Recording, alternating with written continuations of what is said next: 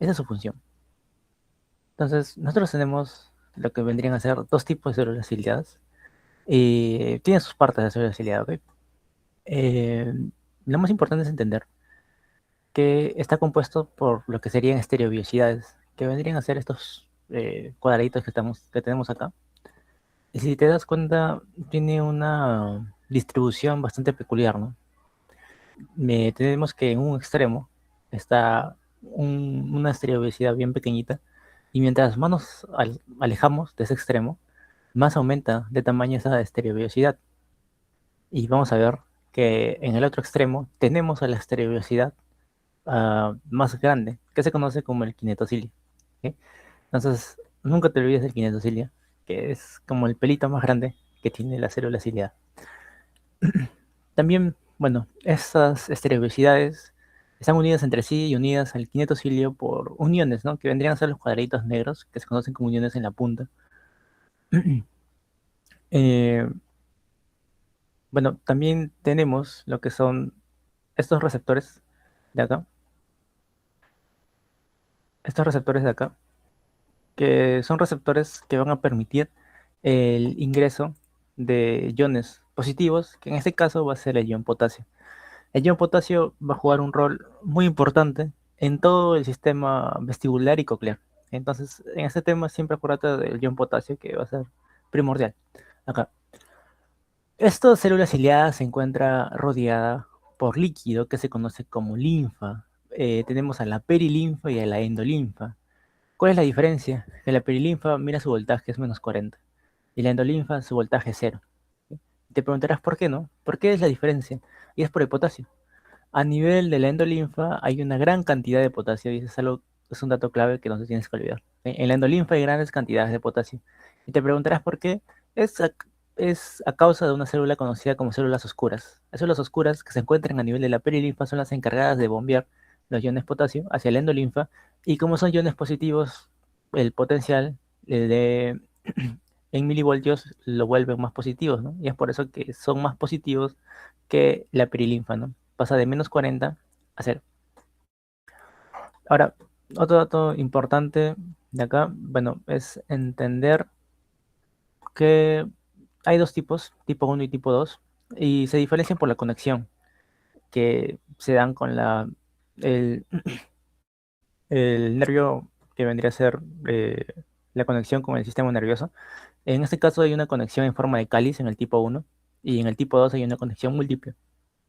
El tipo uno se caracteriza por enviar señales fásicas, o sea, hay movimientos rápidos y bruscos. El tipo 2 por señales tónicas, posiciones sostenidas y movimientos lentos. Esa es la diferencia. Más que todo es la conexión con el nervio. Pero lo demás, en la estructura en sí de la célula ciliada, es igualito. Entonces, acuérdense de lo importante, que la célula ciliada tiene su kinetocilio y sus estereobiosidades, y están rodeadas por la endolinfa y la perilinfa, y la endolinfa, grandes cantidades de potasio. Eso es algo que no te tienes que olvidar. Ahora, eh, cuando nosotros hablamos de esa estructura de células ciliadas, esto se puede tanto despolarizar como hiperpolarizar.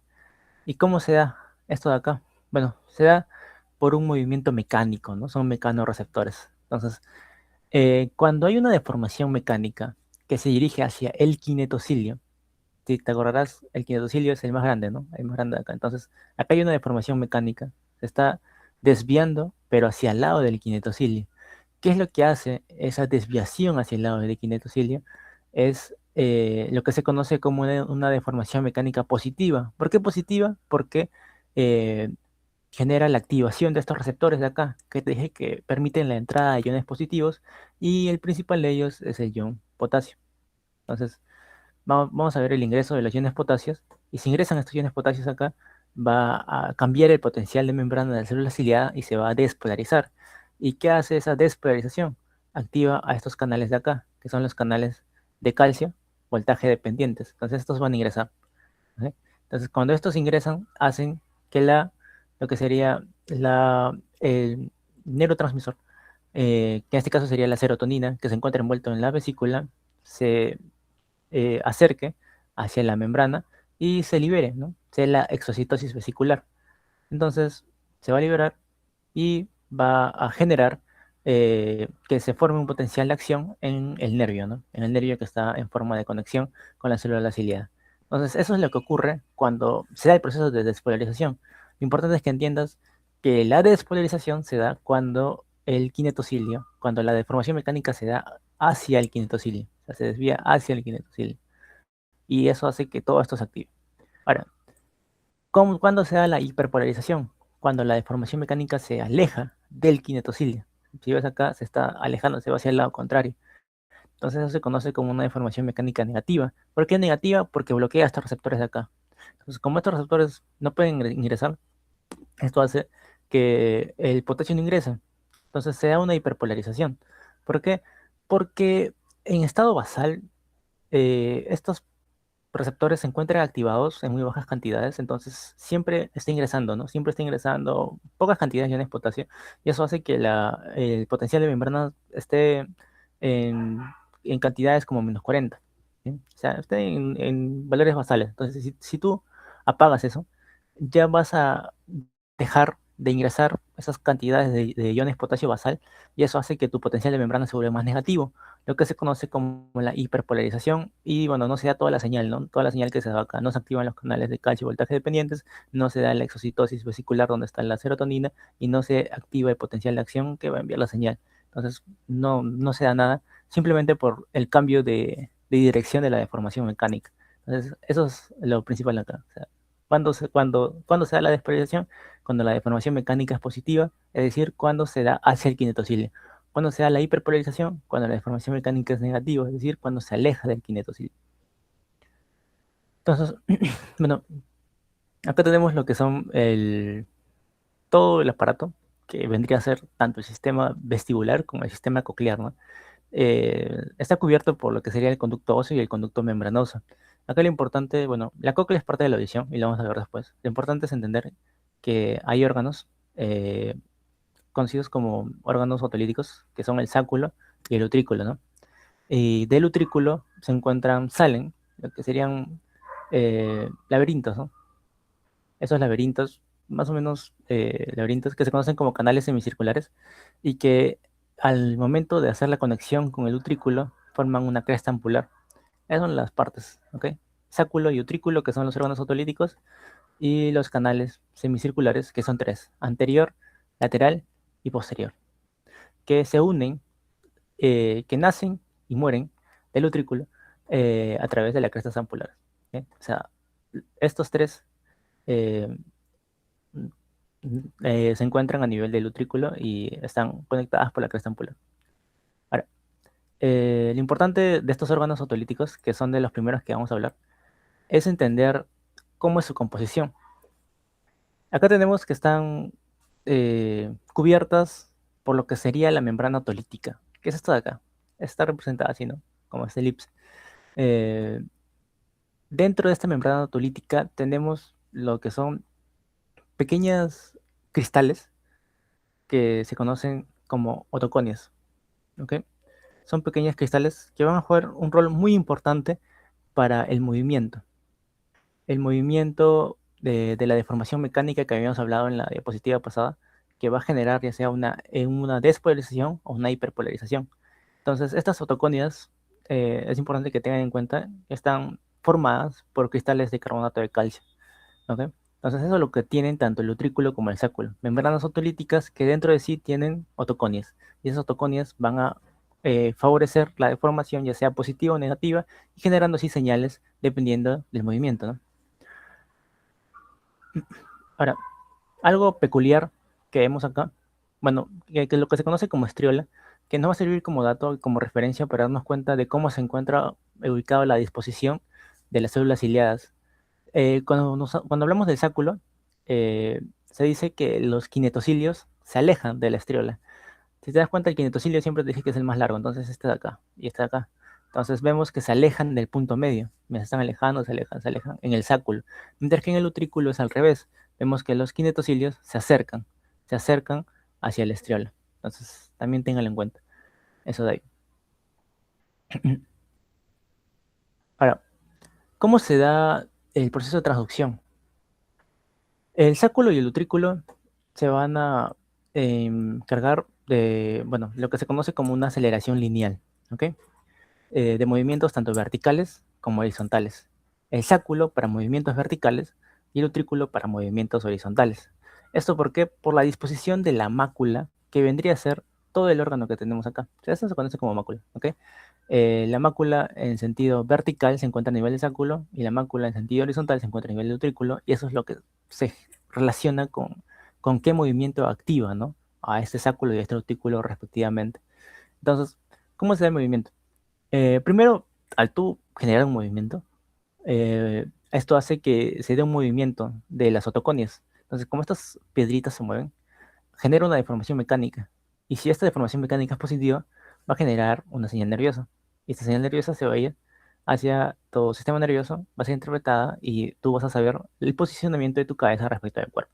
Eso es lo que ocurre. ¿Ok? Eso es lo mismo para el sáculo como para el utrículo. Ahora, también es importante que entiendan que la descarga eléctrica, o sea, la información eléctrica que se está generando, el impulso nervioso, se va a dirigir a lo que se conoce como el ganglio de Scarpa. ¿Ok? El ganglio de Scarpa se va a unir al ganglio de Corti y van a formar puntos juntos el nervio craneal número 8, ¿no? Que se conoce como vestíbulo coclear. Entonces, para que lo tengan en cuenta. Ahora, lo más importante, saber qué movimientos activan al sáculo y al utrículo. Porque es lo que suelen preguntar.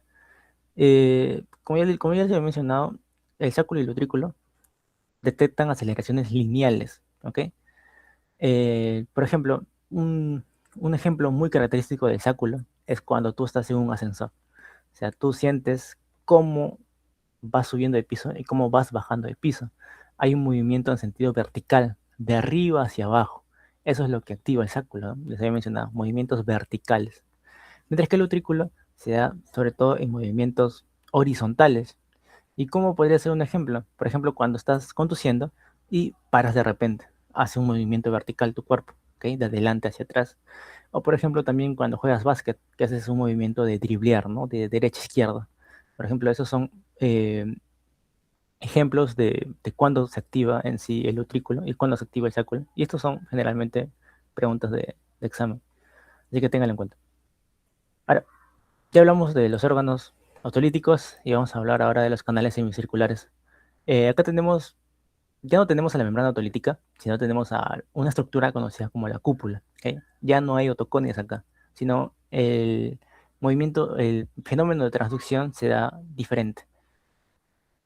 Ahora, los canales semicirculares ya no se activan a una aceleración lineal, sino es a una aceleración angular. ¿Ok? Entonces, ¿cómo es que se da el movimiento? Por ejemplo, una aceleración angular o un movimiento angular es cuando tú haces no con tu cabeza, o sea, giras para la derecha y para la izquierda. ¿Y qué es lo que hace esto? Este movimiento hace que esta cúpula que está acá se abombe, ¿sí? O sea, se haga más para arriba. Y esto hace que de por sí la endolinfa que está por acá haga un movimiento contrario y se dirija hacia el otro lado y genere deformación mecánica. O sea, el simple movimiento hace que la cúpula se abombe y por inercia se favorezca que la endolinfa interactúe más con estas estructuras que están acá, que son el kinetocilio y tus estereovelocidades, y eso genera la deformación mecánica. Entonces, esto va a generar ya sea despolarización o hiperpolarización, dependiendo si la deformación mecánica es positiva o negativa. ¿Ok?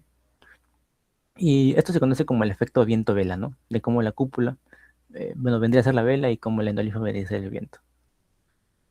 Ahora, les había mencionado que tenemos tres canales semicirculares, anterior, posterior y lateral.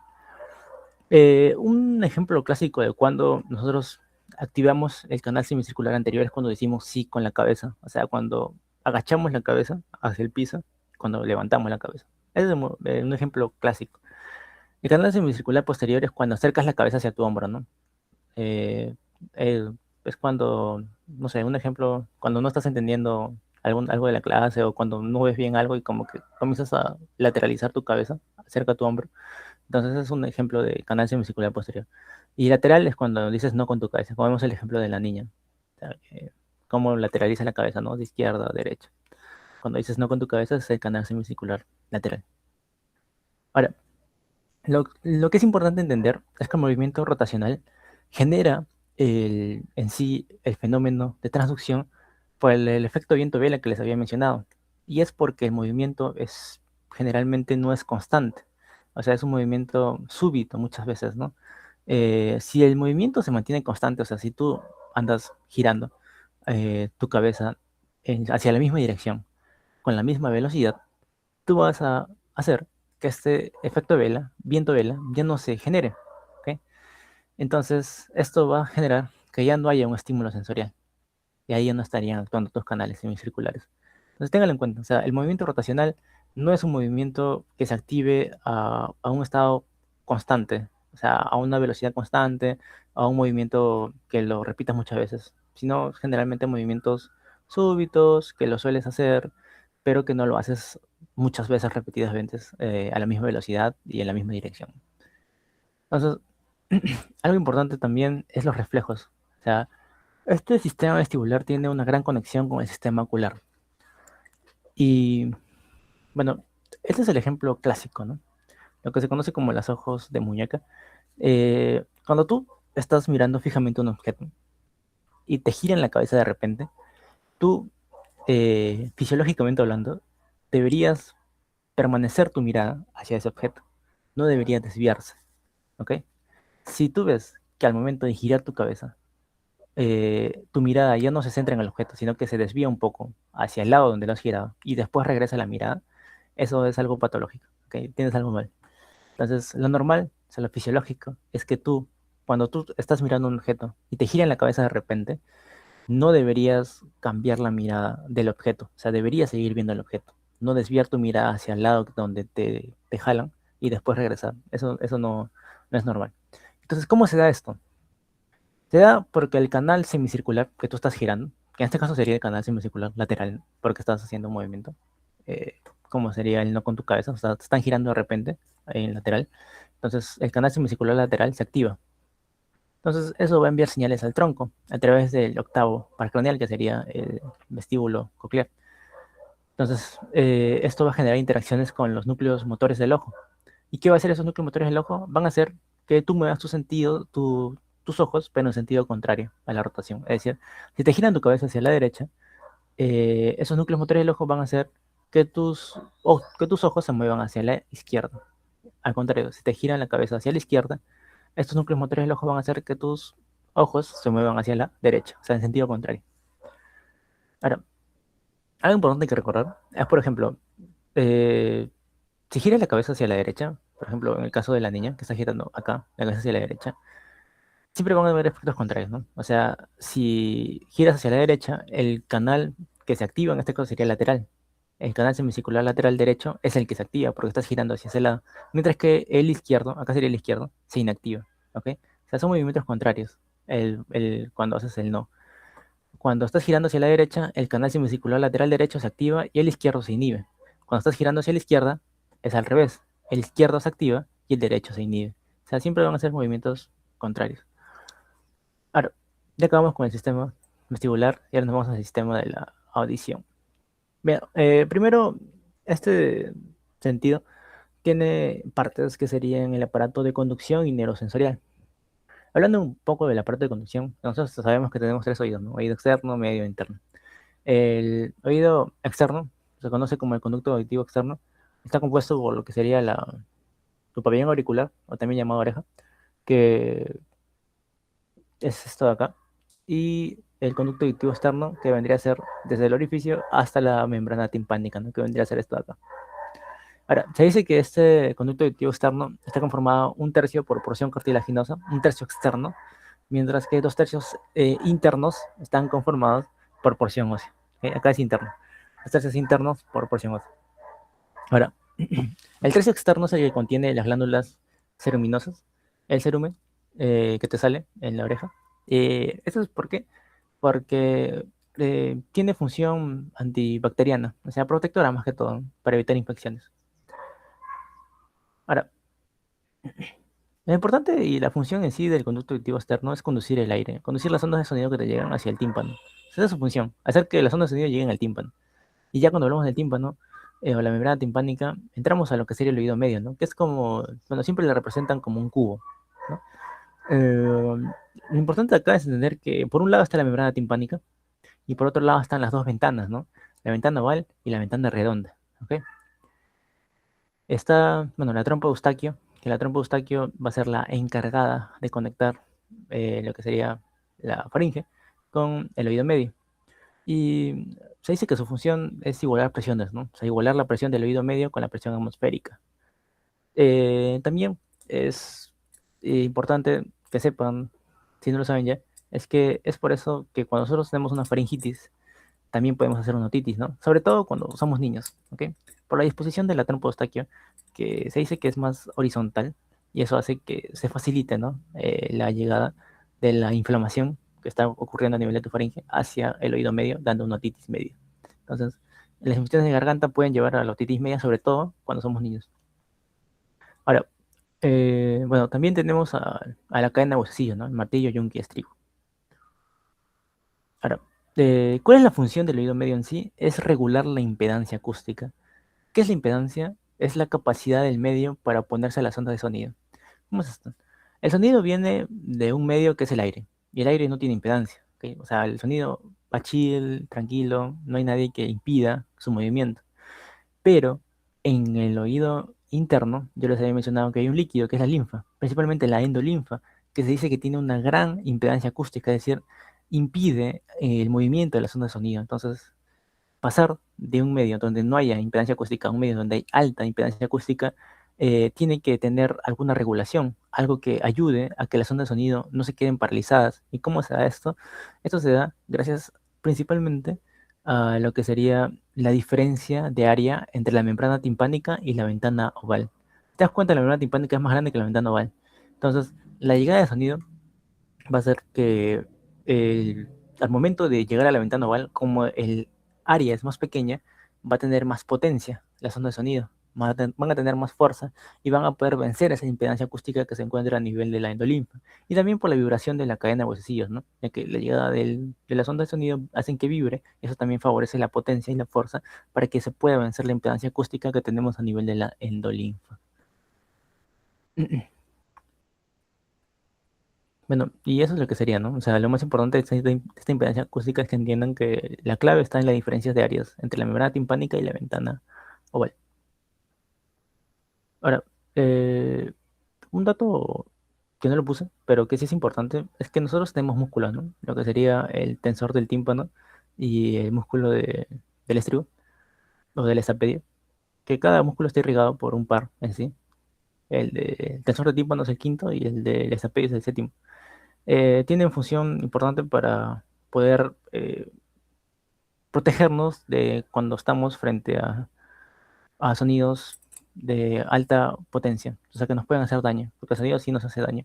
Entonces, esto hace que cuando lleguen sonidos de alta potencia se tensen y ya no provoquen tanta vibración a nivel de la ventana oval y ya no generen eh, que las ondas de sonido lleguen a nivel del oído interno o se reduzcan en gran parte. Esa es la importancia de esos músculos que también tengan en cuenta. Acuérdense del músculo del estribo, del escapedio, y del músculo del tensor del tímpano, el séptimo par y el quinto par, respectivamente. Ahora, ya quedamos con el aparato de conducción y nos vamos al aparato neurosensorial. Bueno, acá lo importante es entender que esto está conformado por lo que sería la cóclea, ¿no? Que siempre le representa como un caracol que da 2 vueltas y media. ¿Sí? 2 vueltas y media, la cóclea. Y la cóclea está compuesta por lo que se conoce 3 escalas y 2 membranas. Entonces, para entender esto, acuérdate, 3 escalas y 2 membranas, ventana oval y ventana redonda. ¿Ok? Ventana oval y ventana redonda. A nivel de la ventana oval, ¿qué escala está? La vestibular, que está llena de perilinfa. A nivel de la ventana redonda, la timpánica, que está llena de perilinfa. ¿Ok? También, ¿cuál es la otra escala? La media, que está llena de endolinfa. Entonces tenemos 3 escalas. Dos están llenas de perilinfa. La que se conecta a la oval se llama vestibular y la que se conecta a la redonda se llama timpánica. Y la que está llena de endolinfa es la media, que justo está en el medio. Ahora, dos membranas. La membrana de Registner, que te conecta la vestibular con la media, y la membrana basilar, que te conecta la media con la timpánica y que va a ser lo importante. ¿Por qué? Porque aquí es donde encontramos al órgano del corte y las células ciliadas que van a generar ese efecto de la transducción sensorial. ¿Bien? Entonces, de todo esto, lo que más quiero que te acuerdes es estos dos. La membrana basilar, que es donde ahí se da la transducción, porque ahí están las células, y la escala media, que está llena de endolinfa y que va a ser un rol muy importante para que se dé el proceso de transducción sensorial. ¿Sí? Ahora, un dato importante es que la escala timpánica y la vestibular, las que serían las escalas que están llenas de perilinfa, llegan a juntarse en un punto que se conoce como el helicotrema. Y el helicotrema es el vértice. ¿Sí? Es el vértice de toda esta cóclea. Este punto de acá que vendría a ser es el helicotrema. Ese se conoce como vértice. Y las bases son los que están pegadas a la ventana redonda. O sea, ten ese concepto, que las bases siempre van a ser lo pegado a la ventana, tanto a la ventana oval como a la ventana redonda. Y el vértice va a ser lo pegado al helicotrema. ¿Y por qué te digo esto que es importante? Porque hay sonidos o frecuencias de sonido que tú lo vas a escuchar más cerca a las bases y más cerca a los vértices. Tú no escuchas los sonidos o las frecuencias de sonido, las intensidades de sonido igual en toda la membrana basilar. No es así, sino que es diferente. ¿Por qué? Porque la membrana basilar tiene una disposición peculiar que ya les voy a explicar más adelante. Ahora, así como habíamos mencionado que a nivel del sistema vestibular, la endolinfa tiene grandes cantidades de potasio por las células oscuras. Bueno, la escala media tiene grandes, en el caso del sistema de la audición, el sistema coclear, la escala media tiene grandes cantidades de potasio en la endolinfa. ¿Por qué? Por la estría vascular, que es lo que permite que haya una gran concentración de potasio a nivel de la escala media auditiva. Y sea todo este mecanismo de acá, que no es necesario que te lo aprendas, porque no preguntan, pero es el concepto, o sea, es el concepto de que la estría vascular es la que te permite hacer la gran concentración de la escala de iones de potasio a nivel de la escala media. Entonces, el concepto es así, o sea, va a pasar por una serie de células. Por ejemplo, primero pasa por el fibrocito, célula basal, célula intermedia, el líquido estrial, la célula marginal y al final llega la endolinfa. O sea, cómo se capta el potasio, ¿no? Por toda esta estría, desde la perilinfa y al final termina llegando a la endolinfa. Entonces, primero, ¿quién lo capta? Los fibrocitos, después van a ser transportados hacia el líquido intersticial y después van a hacer llegar a la célula marginal para terminar llegando a la endolinfa. Y ahora sí, lo importante, que es la célula ciliar. Tenemos a la célula ciliar interna y la célula ciliar externa. Desde ya te digo que lo importante es diferenciar conceptos. No es que los dos hagan la transducción sensorial. Eso es falso. Si te dicen la célula ciliar interna y la célula ciliar externa generan la transducción sensorial a nivel del sistema ciliar, es falso, falsazo. Es quien realiza la transducción es la célula ciliar interna. ¿Sí? La interna realiza la transducción. Es muy similar a lo que sería lo que habíamos hablado en el sistema vestibular. Cuando hay una deformación positiva, que es que se dé la deformación hacia el kinetocilio, genera la entrada de los iones potasio y eso va a generar la despolarización, la transducción sensorial de por sí. Ahora, ¿por qué la célula ciliar externa no realiza transducción? Porque tiene otra función. Lo que hace la célula ciliar externa es que tiene algo importante que se conoce como la membrana tectorial. ¿Ok? Entonces, el movimiento de esta membrana tectorial va a hacer que se dé la deformación mecánica. Entonces, al haber deformación mecánica, si esta es positiva, va a entrar los iones potasio. Genera la despolarización, pero en este caso ya no hay ni una conexión con el sistema nervioso, ¿no? Ya hay un nervio acá, sino que va a generar un fenómeno conocido como electromotilidad, que se dice que es la contracción de una proteína conocida como la pendrina. ¿Ok? Entonces, eso es lo diferente, que la célula ciliar interna no tiene pendrina, sino tiene una conexión con el sistema nervioso y genera la transducción, genera el impulso nervioso que va a ser llevado hacia el sistema nervioso para ser interpretado. Mientras que la célula ciliar externa lo que tiene es músculo, o sea, no músculo, sino proteínas que se conocen como la pendrina, que generan la contracción, ¿no? Que se conoce como el fenómeno de electromotilidad. Entonces, ¿qué es lo que hace la despolarización o la entrada de iones potasio? Genera la activación de esta pendrina. ¿Y qué es lo que hace esto? Va a generar más contracción y va a generar un mayor abombamiento de lo que es la membrana basilar. Es membrana basilar, no es membrana otolítica, membrana basilar. Entonces, ¿esto qué va a generar? Que haya mayor interacción de la endolinfa con la célula ciliar interna. O sea, lo que hace en sí es potenciar la transducción sensorial. Eso es lo que hace la célula ciliar externa. Al generar la contracción, genera un mayor abombamiento de la membrana y genera mayor interacción de la endolinfa con la célula ciliar interna. En pocas palabras, promueve o aumenta la transducción sensorial. Eso es lo que hace. No la hace, la promueve, la estimula, la apoya. ¿Ok? Bueno, La transducción sensorial generada por la célula ciliar interna va a llegar hacia el ganglio de Corti, no el ganglio de Scarpa, el ganglio de Corti, y se va a juntar con el ganglio de Scarpa para formar el octavo par craneal que se conoce como el vestíbulo cócleo. Ahora, bueno, esto es como se da el proceso de transducción sensorial en sí. Todo parte de cómo llega la sonda de sonido, ¿no? Sabemos que la sonda de sonido va a llegar del oído externo, va a pasar la membrana timpánica, va a hacer la vibración de la cadena de huesecillos y va a terminar llegando a la ventana oval. Entonces, acá llegan las ondas de sonido, ¿no? Que nosotros tenemos ondas de sonido ya sea de alta presión o de baja presión. Las ondas de alta presión son lo que se conoce como las compresiones y las de baja presión lo que se conoce como la rarefacción, ¿ok?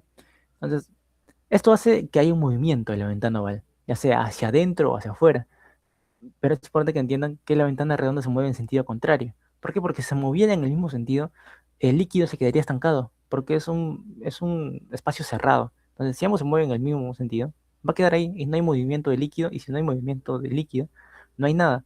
¿Por qué? Porque ese movimiento de líquido es lo que hace la transducción sensorial. Entonces, el movimiento de la ventana oval se da hacia un lado y la ventana redonda se hace al sentido contrario. Entonces, eso es lo que hace el sonido, ¿no? O sea, la llegada de las ondas de sonido provoca movimiento en la ventana oval, la ventana redonda se mueve en sentido contrario, y qué es lo que ocasiona un abombamiento, tanto de la membrana basilar como de la escala media. ¿Ok? Recuerda que en la membrana basilar, que es el órgano del Corti, es donde están las células ciliadas y donde se da la transducción sensorial. Y justamente son esta y esta la que se abomba. Entonces, acá, hacemos un zoom acá, y acá tenemos a la célula ciliar, ¿no? Vamos a comenzar por la célula ciliar externa, que te había dicho que tiene su membrana tectorial. Entonces, como hay un mayor abombamiento, va a haber una mayor interacción, va a haber una deformación mecánica positiva, va a permitir la entrada de los iones potasio, eso va a ser despolarización, ¿y qué hace? Genera contracción de la pendrina, ¿ok? ¿Y qué hace esta contracción de la pendrina? Abomba más esta membrana basilar, o sea, la bomba, la hace más hacia arriba. Y como la bomba más, el líquido, la endolinfa va a poder entrar, entra, en mayor cantidad. ¿Y eso qué hace? Que se dé una mayor interacción de la endolinfa con la célula ciliar interna, ¿ok? Acá, bueno, acá tenemos el concepto de que la célula ciliar externa sirve como un amplificador coclear. Bueno, eso es algo que ya le había mencionado. Y bueno, la célula ciliar interna se favorece su interacción con la endolinfa gracias a la célula ciliar externa y al fenómeno de abombamiento que hace. Entonces, eso hace que haya mayor cantidad de deformaciones mecánicas positivas. Entonces, el potasio ingresa, se da la despolarización, ingresan los canales de calcio, voltaje dependiente se activan, y eso hace que se libere, ¿no? Que se dé la exocitosis vesicular, que en este caso el neurotransmisor va a ser el glutamato. Entonces, acá tenemos el glutamato y su vesícula, y se va a liberar, va a interactuar con el nervio y va a generar el potencial de acción que tanto queremos. Y ahí es como no te acaba todo el proceso. Entonces, para repasar así en términos simples, el sonido hace que la ventana oval se mueva. Ese movimiento genera movimiento de líquido y abombamiento, tanto en la membrana basilar como en la escala media. Eso hace que a nivel de tu célula ciliar externa se amplifique ese abombamiento, o sea, gracias a la pendrina, se amplifique ese abombamiento y genera mayor interacción de la endolinfa con la célula ciliar interna, que es la encargada de la traducción. Cuando hay mayor cantidad de formación mecánica positiva, hay mayor despolarización, hay mayor entrada de iones calcio, hay mayor exocitosis de glutamato y hay una mayor formación de potenciales de acción que van a llegar hacia el cerebro para ser interpretados. Entonces eso es lo que se da en el fenómeno de la transducción sensorial de la audición. Ahora, les había mencionado que la membrana basilar no es igual en todo su recorrido. O sea, no es así, sino que es diferente. Se dice que esta membrana se vuelve más gruesa o más ancha a medida que se acerca al vértice. Y el vértice te había mencionado que era el helicotrema. ¿Ok? Siempre acuérdate, vértice, helicotrema, base, lo que está pegado a la ventana oval y ventana redonda. Entonces, la base tiene cuerdas cortas, como un arpo. La base tiene cuerdas cortas, el vértice tiene cuerdas largas. ¿Ok? La base tiene cuerdas cortas y es encargado de detectar sonidos de alta frecuencia, sonidos agudos. ¿Ok? Eso es pregunta de examen. La base, que está cerca de la ventana oval y la ventana redonda, te detecta sonidos agudos. ¿Ok? Mientras que el vértice, al tener cuerdas largas y una mayor resistencia, te detecta sonidos de baja frecuencia, es decir, sonidos graves. ¿Sí? Así que grábatelo bien. Base, cerca a la ventana oval y la ventana redonda, ¿qué te detecta? Sonidos agudos. El vértice, cuerdas largas, lo que está pegado al helicotrema, ¿qué te detecta? Sonidos graves. Y eso es lo que se le conoce como la analogía del arco. Bueno, eso sería todo por esta presentación. Traje un par de preguntas, que son poquitas nomás, pero es como para ver si ya han podido entender o captar lo más importante del tema. Ahorita lo presento.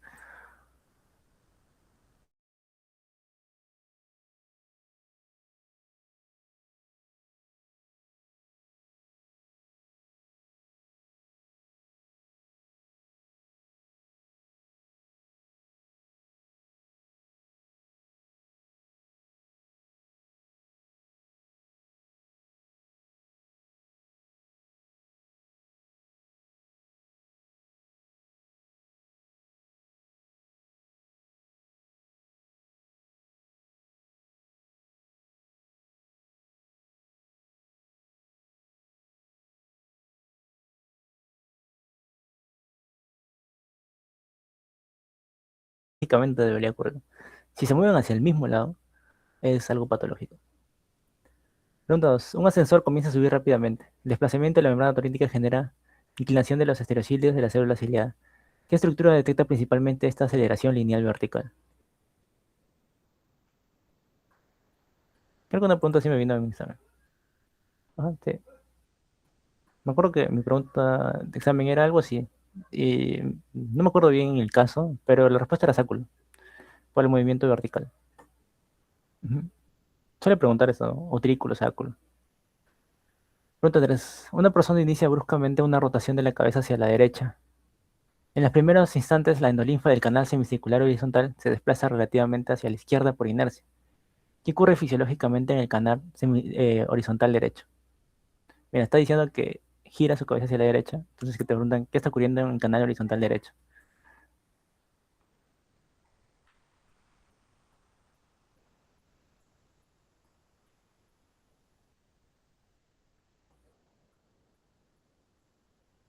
Ujú. Sí, muy bien. Si tu cabeza se gira hacia la derecha, tu canal semicircular eh, derecho se va a estimular y se va a dar la despolarización. El izquierdo es el que en este caso se inhibiría. A ver, pregunta 4. Una onda sonora provoca desplazamiento de la membrana basilar y deflexión de los estereocilios de una célula ciliar interna hacia el estereocilio más alto. ¿Cuál es la secuencia fisiológica correcta? O sea, ¿qué es lo que ocurre cuando se activa la célula ciliar interna? Eso es lo que te pregunto.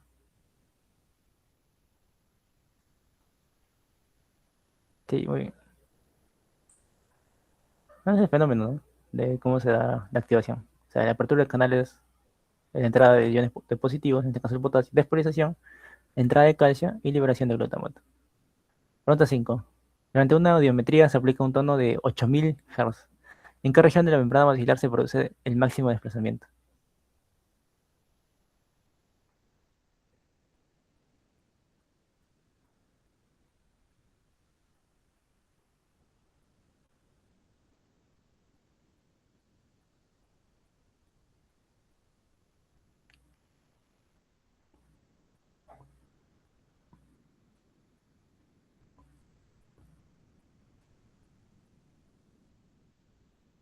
Sí, muy bien. 8000, bueno, es un sonido de alta frecuencia. ¿Eh? Recuerda que los sonidos de alta frecuencia, que no tienen que ser agudos, se detectan en la base. ¿Ok? Y los sonidos de baja frecuencia, los graves, se detectan en el vértice, que vendría a ser el helicótremo. Acuérdate bien esto porque creo que también me preguntaron en mi examen. Y suelen preguntar porque es algo básico, ¿no? Y algo importante de entender. ¿Por qué? Porque nosotros solemos dañarnos los oídos cuando escuchamos sonidos de alta frecuencia, pues, ¿no? Entonces, la primera zona que se daña es justamente la zona que está cerca de la base. Ahora, la última pregunta creo que es, en un experimento se bloquea la prestina de la célula ciliar externa. ¿Qué alteración fisiológica se espera? O sea, ¿qué es lo que ocurre si la prestina no funciona?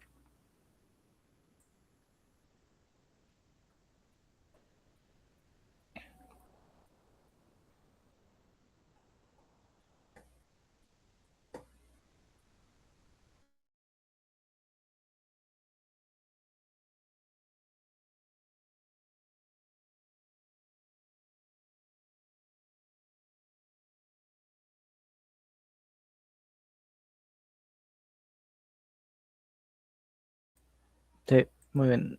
Es la de, o sea, recuerden que la prestina es la que hace el fenómeno de electromotilidad, ¿no? Su contracción hace la amplificación nuclear. Y eso genera una peor discriminación de frecuencias débiles. Sí, ¿por qué? Porque pues, obviamente al funcionar bien la prestina hace que la célula ciliar interna interactúe más con la endolinfa y te detecte frecuencias más débiles, o sonidos más bajos. O sea, tienen mayor capacidad de poder detectar fácilmente los sonidos, simplemente porque hay una mayor interacción. Pero si esto falla, vas a escuchar menos los sonidos que son bajitos. Vas a tener dificultad para eso. Y ya bueno, ahora sí, esto sería todo por la presentación. Me parece que vamos a tener otro repaso dentro de un ratito. Así que ahora un ratito voy a preguntar si el ponente va a entrar ahora o se va a demorar un poco.